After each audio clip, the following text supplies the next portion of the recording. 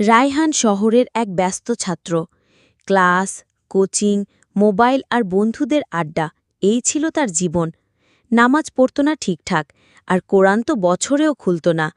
তার মা বারবার বলতেন, বাবা, প্রতিদিন অন্তত 5 মিনিট কোরআন পড়ো। এটা শুধু ইবাদত না, এটা আল্লাহর পক্ষ থেকে গাইডলাইন। রায়হান হাসত, সময় কোথায় মা, পড়ালেখা, এক্সাম, কত কিছু। একদিন হঠাৎ রায়হানের সবচেয়ে ভালো বন্ধু রাফি অ্যাক্সিডেন্টে মারা যায়। খুব ভেঙে পড়ে সে, রাত জেগে চিন্তা করতে থাকে, জীবনের তো কোনো গ্যারান্টি নেই। আমি কি নিয়ে ব্যস্ত?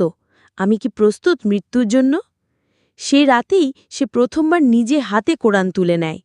প্রথম আয়াত ছিল, এই কিতাব কোনো সন্দেহ নেই, এটি মুত্তাকিদের জন্য হিদায়াত, সূরা বাকারার 2 নম্বর।